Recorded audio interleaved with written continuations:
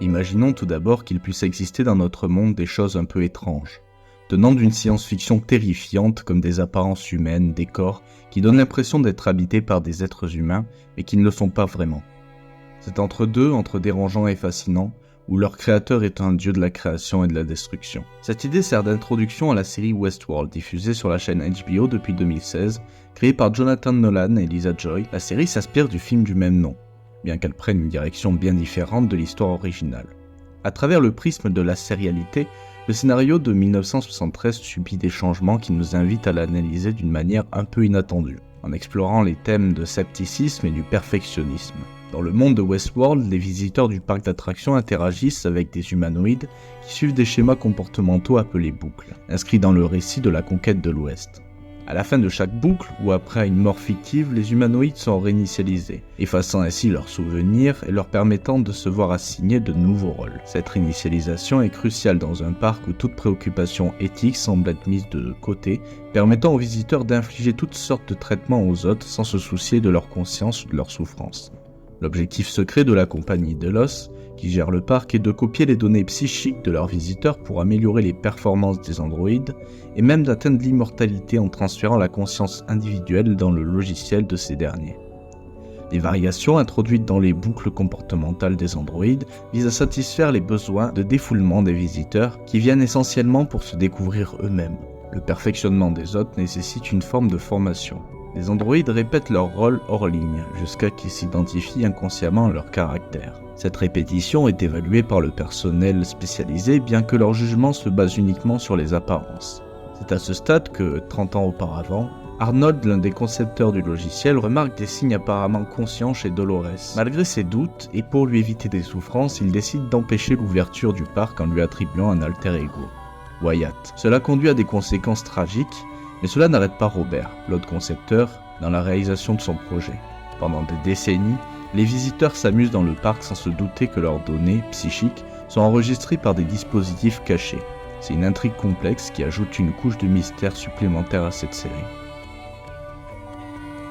Avant tout, Robert, qui c'est ? C'est le dieu de ce parc, le créateur de ces êtres, entre humains et robots. C'est un peu le John Hammond de Jurassic Park. Tout prend une tournure vraiment intéressante quand Robert décide secrètement de mettre à jour le logiciel des androïdes avec quelque chose qu'il appelle rêverie. Cela entraîne plusieurs hôtes à dépasser les limites de leur boucle habituelle en se basant sur des souvenirs et des émotions qu'ils persistent à travers leurs différentes itérations, même après leur mort ou leur changement de rôle.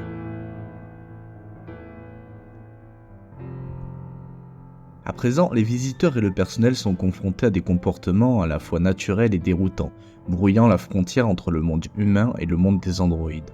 C'est d'autant plus étonnant quand on découvre que Bernard, le directeur de la recherche comportementale, est lui-même un androïde créé par Robert. Dans le contexte clos du parc, la façon dont les gens interagissent les uns avec les autres prend une teinte de scepticisme. L'impossibilité de trouver un cas idéal pour reconnaître l'humanité conduit à une transition vers une approche plus pratique, avec toutes les contradictions éthiques que cela comporte. Le tout premier dialogue de la série, où Bernard demande à Dolores si elle a déjà remis en question la nature de sa réalité, prend alors une signification préfigurative.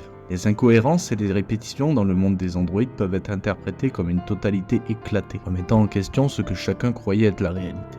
C'est vraiment fascinant de voir comment, malgré les apparences, les personnages comme Dolores peuvent agir de manière inattendue, révélant une complexité qui échappe aux attentes initiales. Grâce à cette amélioration mise en place par Robert, la perte des repères comportementaux crée une sorte de chaos. Je dis bien grâce parce que c'est ça qui va faire avancer la série et qui va nous faire nous questionner sur celle-ci. Cela fait vivre aux individus une redéfinition de leurs relations réciproques, l'effondrement de l'ordre qui régissait ces relations les renvoie à leur propre position, à l'extérieur d'un monde perçu comme une totalité inaccessible. Ça se reflète dans les moments où les personnages de Dolores et de Bernard se demandent on est quand. La difficulté à établir la chronologie des événements est liée au problème de la prise de conscience. Chez Dolores ou Bernard, cette difficulté émerge comme un symptôme d'identification ou de désidentification, comme si soudainement l'hôte était touché par l'irréalité.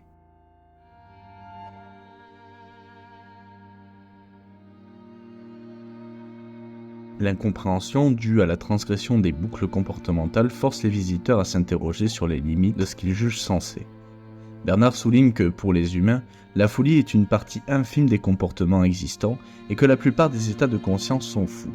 Les interrelations complexes qui se forment dans Westworld peuvent être interprétées comme une quête perfectionniste, bien que cela entraîne des conflits ouverts. Ces dernières réflexions nous ramènent à un élément central dans Westworld, la prise de conscience indéfinie.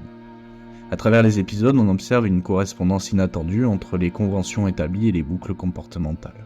Il y a une alternance, voire une superposition entre les variations et les constantes, entre la liberté et la contrainte. Bernard, en découvrant que le parc est une expérience où les visiteurs sont les variables et les hôtes les commandent, le réalise avec horreur. Cependant, cette compréhension est trompeuse, comme le révèle le simulacre de Robert, en référence à Dolores, soulignant que la liberté est réelle et qu'il faut savoir questionner ses motivations fondamentales pour les changer. Les questionnements sur la nature humaine, le libre arbitre et la conscience se multiplient à mesure que les boucles comportementales se défont. La série explore ainsi la fragilité de l'identité et les limites de la reconnaissance de soi et des autres.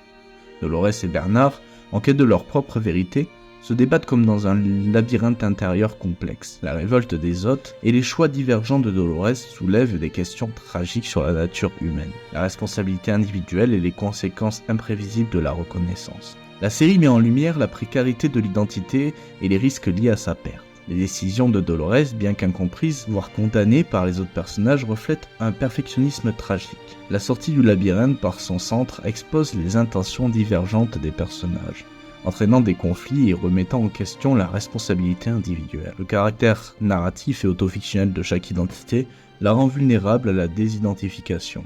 C'est pourquoi Dolores cherche à précipiter la chute des hommes, tout ça en effaçant les données archivées par la compagnie. Cependant, malgré sa cruauté, la tactique de Dolores soulève des problèmes communs aux autofictions au-delà du parc. La série montre que l'idée d'atteindre la limite inférieure des identités construites peut horrifier à la fois les humains et les humanoïdes. Les choix individuels divergent, mettant en lumière la précarité de l'identité et le risque de la perdre. La plasticité de l'humain et de l'inhumain est ainsi confirmée, ajoutant une dimension horrifiante au mobile apparent de Dolores. Les personnages se confrontent à des contradictions morales et éthiques, soulignant l'incapacité de trancher rationnellement sur des questions ontologiques complexes. La série met en évidence la complexité de la raison, du scepticisme et du perfectionnisme. Elle souligne que pour appréhender l'illusion, il faut se surprendre à entretenir et approfondir les raisons de son emprise sur l'esprit, permettant ainsi de travailler sur cette illusion du dedans.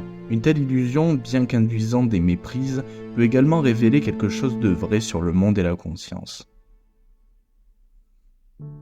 La série nous fait nous poser la question de ce qu'est l'être humain, et à l'image d'un Blade Runner, si les réplicants ne seraient-ils pas plus humains que les humains. Cette série est aujourd'hui terminée, mais m'a beaucoup fasciné. Fasciné dans son histoire et sa première saison qui se regarde très facilement, où on a l'impression que chaque scène est importante et ne devrait pas être retirée de l'histoire, HBO signe ici une de ses meilleures séries. La musique réalisée par Ramin Djawadi est exceptionnelle. Ses touches de piano sont reconnaissables entre mille et donnent une réelle identité à la série. Merci d'avoir visionné cette analyse de la série Westworld, une série qui m'a fait m'intéresser à beaucoup de sujets auxquels je m'étais pas forcément intéressé auparavant. Je me suis beaucoup penché sur le côté plus philosophique à propos des humanoïdes. Et c'est vrai qu'on pourrait creuser beaucoup d'autres côtés de l'histoire. Ce sera peut-être l'objet d'une prochaine vidéo et en attendant, merci beaucoup d'avoir visionné celle-ci. N'hésitez surtout pas à me donner votre avis sur cette série en commentaire et moi je vous dis à bientôt et portez-vous bien.